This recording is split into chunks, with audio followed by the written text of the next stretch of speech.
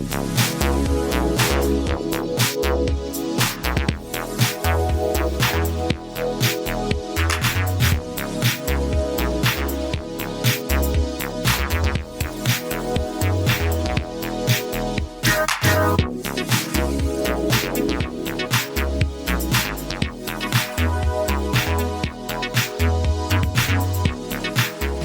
to Rick's Corner.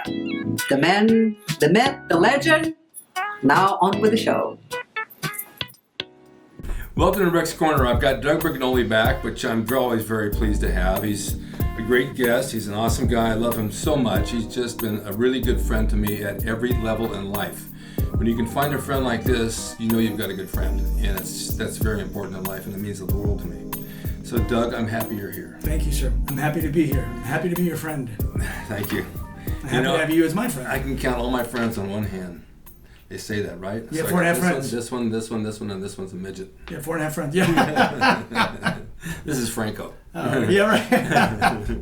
All right, so you wanted to talk about something today that I think we kind of brushed on once before, but we're going to do it again. Okay, so the other day somebody was talking about how they thought that they could build their biceps better by doing bent over barbell rowing because their elbow is bending and straightening just like it does during curls, but with heavier weight. Okay. So I thought, you know what, I need to explain to people this concept of perpendicularness. What that means basically is perpendicular is relative to something, right? So what we're talking about here is perpendicular to gravity, perpendicular to resistance. Okay, so you remember this thing. We used it for the leg extension. Okay, so you can sell that on eBay as killing flies. You put one in center and or it's kind of a nunchuck. Yeah, but you can kill flies with that. Boom, fly's dead. All right, so what I'm going to do here is I'm going to pretend that this guy here is doing a rowing. Okay. Okay, he's going like this, and he's pulling. This is his upper arm. Okay. And this is his forearm. Okay. Okay, so the muscle that's making this bone move is not the bicep. Nope. It is whatever is on the shoulder, the back, the trapezius. Yeah. That's making this bone go up and down. Right. This thing is hanging from the elbow. Yes, it is. So, yes, the elbow is bending and straightening, but it's doing it passively. It is not participating in the bending. It is happening on its own because this is parallel to gravity, and parallel to gravity is always neutral. Okay. Right? Perpendicular to gravity is what we would call a maximum lever. Okay. Okay, so a 45-degree angle would be halfway between neutral and max. We could call it a 50% lever. Okay, so here I showed you what it looks like when it's hanging from a pivot above. This is what it looks like when it's above a pivot. Okay, in other words, if you're doing dumbbell presses, right now this is a neutral lever because it's balanced right over the elbow. Right. Okay, so the bicep nor the tricep is working as long as this is perfectly vertical. Okay. The second that you open your elbow out, you load your bicep. The second you bring your elbow in, you load the tricep because it's the muscle that's on the opposite side of the lean, right? So when someone says I'm doing push-pull, so I'm doing, let's say they're doing chest and triceps, the only reason they're doing chest with triceps is because there's an assumption being made that the tricep is also participating during the chest work.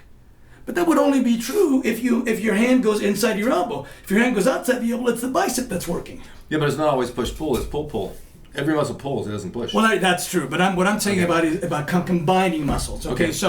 So the reason I wanted to talk about perpendicularness today was because I thought this is a really, really basic concept. It's a simple concept that most people can kind of grasp. And it helps people sort of understand what's working and what's not working. So at any point in time, you can look at someone in the gym and you can say, okay, what bones are vertical and what bones are horizontal? Now, if we're talking about free weight gravity, meaning it's pulling straight down, right? You know that a plumb line indicates that, because you can't see gravity. No. But you can assume that it's always pulling straight down. Okay, so let's just say you're doing a farmer carry. And you say, oh, this is working my core. Okay, well, first of all, we need to identify what the core muscles are, right? It's the abdominals, the rectus abdominis. It's the lower back. It's the obliques. And it's the transverse abdominis. So the question is, all of those muscles would be working if the torso was horizontal. horizontal sideways, horizontal facing down, but it's not. Your torso is in the neutral position. So none of those core muscles are actually working. When are they working? They're working when you're doing a sit-up. When you're leaning back, it's the abs. Okay. When you're going forward, like on deadlifts, it's the lower back. Okay. When you're leaning to the side, it's this oblique. So you need to cross gravity horizontally to activate any of those core muscles. Got it. Okay. To be vertical is to be neutral.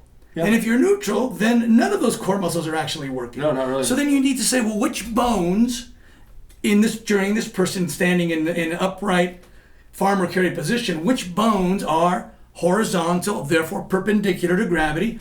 The clavicles, and that's about it. The trapezius are loaded because this is pulling down on the arm, right? So that's loaded. Everything else is vertical. Everything else is parallel to gravity. All you're doing when you're doing a farmer carry is loading the vertebrae, loading the spine.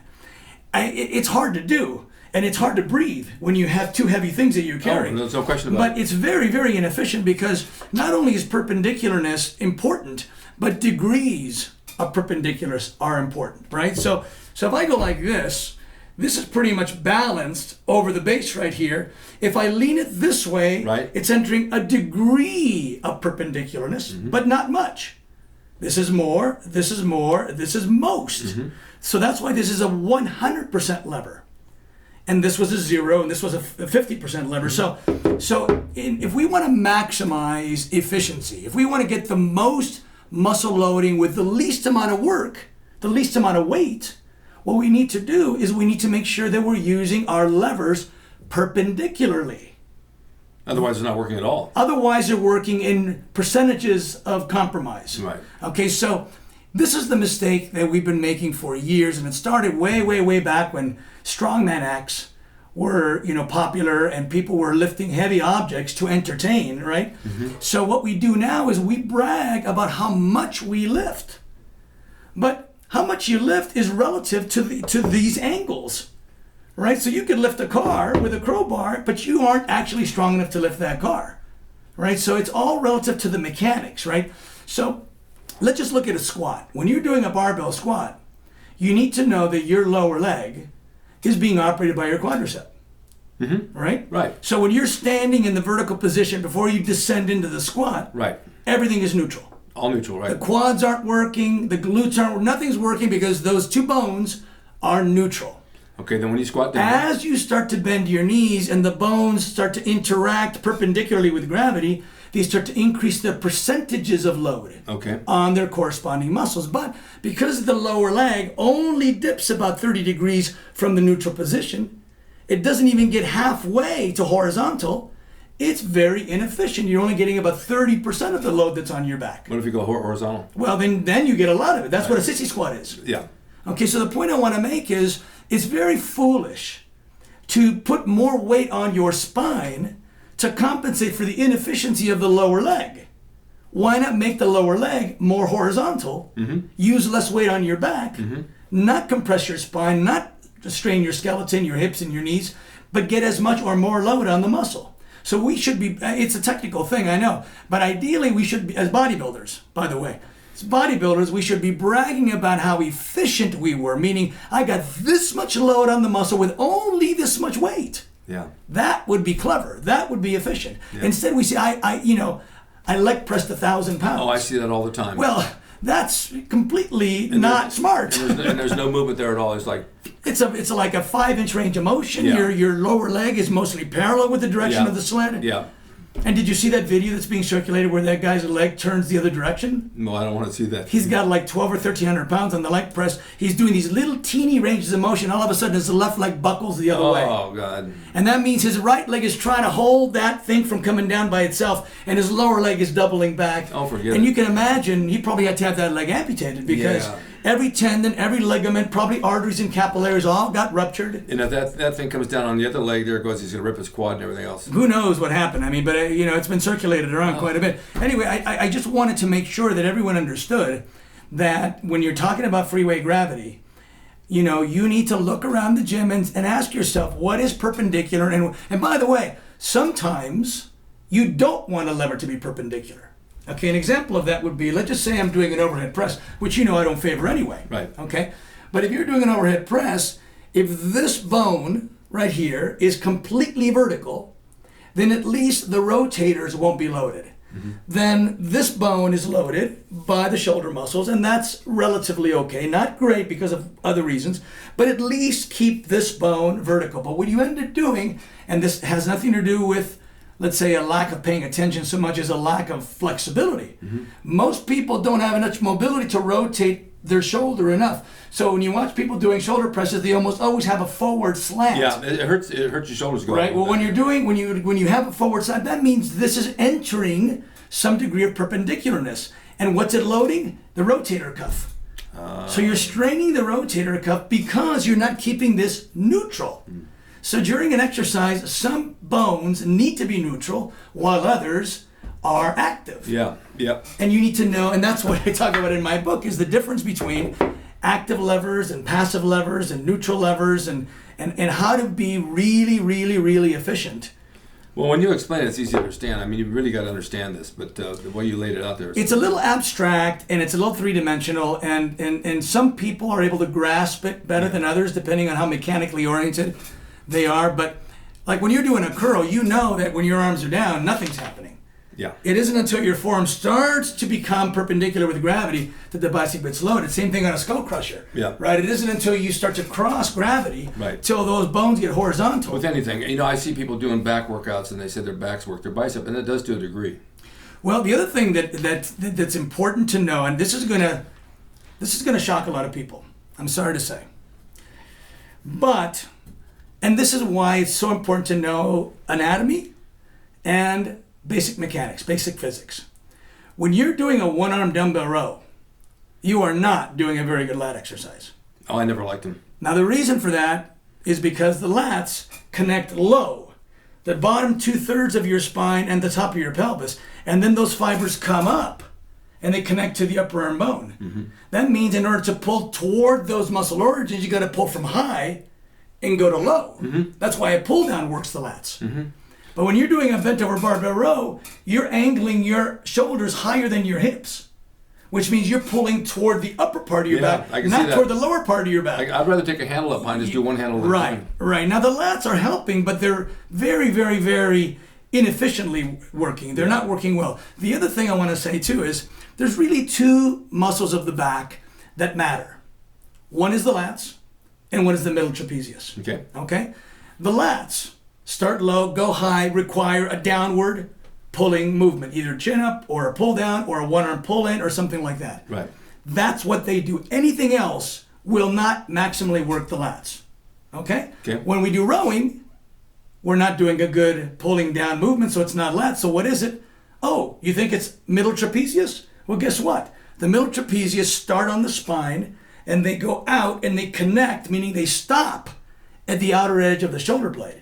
They don't even connect to the arm. That means when you're doing this, whatever is moving the arm, it isn't the middle trapezius. What is it? Well, it's mostly the rear deltoids because it's pulling from the front. So opposite position loading is a rear deltoid and teres major, which is a small muscle. But the point is, the middle trapezius only does this.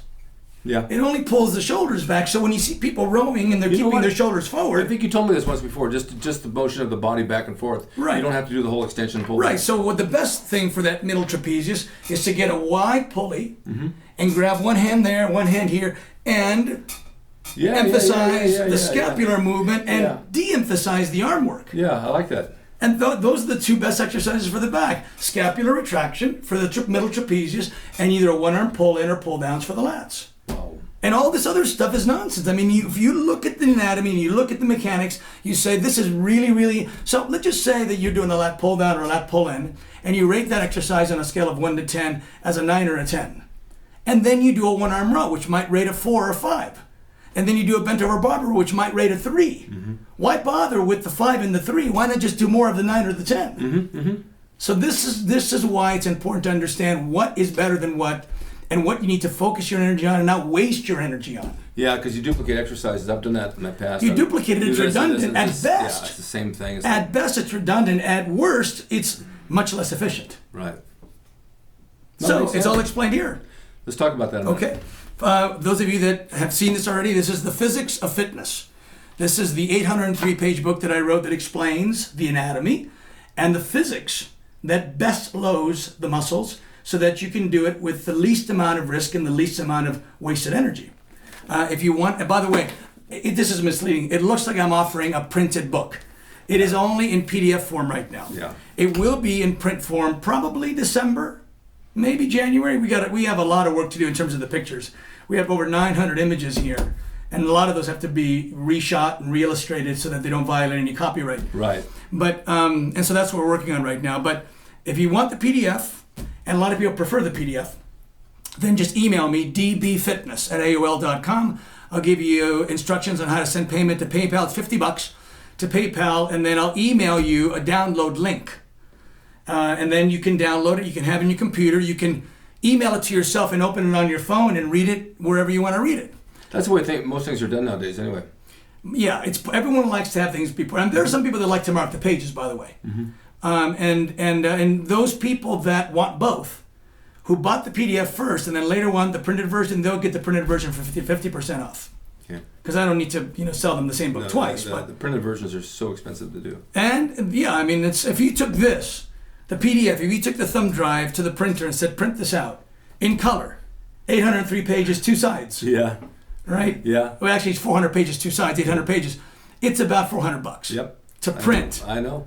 At Kinko's or any local print shop. I know. It's about half that if you do it in black and white, but I think the color really makes a difference in terms of being able to understand. Like some things have red arrows or green arrows, and so it's easier to see and understand when it's in color. Absolutely. So that's my scoop. Well, you guys should really order this book. It has a lot of information in there for you for training and getting your body back in good shape.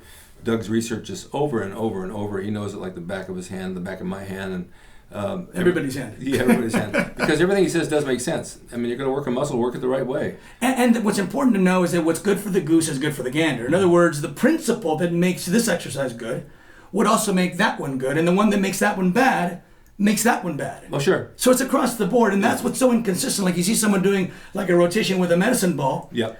They're moving horizontally, but the resistance is vertical. Okay, violation number 1. Oh boy, I see that all the time. There's no alignment between the resistance and the movement. Nope. And you see trainers telling people to do this. It's ridiculous. It's like common sense should dictate that you move opposite resistance. Yeah. I've seen that so many times. And that's one of the principles, is to move opposite resistance. Yeah. And also positioning the muscle so that it's directly opposite the direction of the resistance. Sometimes, like let's just say you're doing a front raise, a barbell front raise, right? Well, resistance is going down. Mm-hmm. What's opposite that is the side deltoid. How do you make that better? By rotating the arm around so that the side deltoid is not opposite and the front deltoid is opposite. That's why hands up. Right. Front deltoid work is better because now this is opposite resistance. If you do this, it's more side deltoid than it is. Yeah. Those are the details. And that's common sense. But it follows physics principles. Yeah. It follows, and once you know what those are and how the anatomy is structured, then it makes everything much more clear. You waste much less time. You get to your goal faster with less effort. Sounds good to me. Sounds good to me too. Doug, thank you for being here. Thank you, sir. Thank you guys for watching. Go to dbfitness@aol.com to reach Doug, and he'll have all your stuff ready for you, and you guys become the next world champion. There we go, baby. See you guys next time on bye-bye. Rick's Corner. Bye-bye. Now you can have the Gold's Gym logo drawn by me, the artist Rick Drayson, personalized and made out to you and signed by me to frame and put on your gym wall or wherever you see fit to do so. It's a piece of bodybuilding history. It will never be duplicated again. It's the largest selling icon t-shirt logo in the world, and I'm the guy that drew it, and I will draw it for you. Just go to my website, rickdrayson.com, and order there. You can pay through PayPal, and it'll be sent out right away. And be sure to watch Rick's Corner for all the videos on bodybuilding, nutrition, fitness, pro wrestling, and anything that suits your interest as far as getting physically fit and being the best you can be from the golden era of bodybuilding.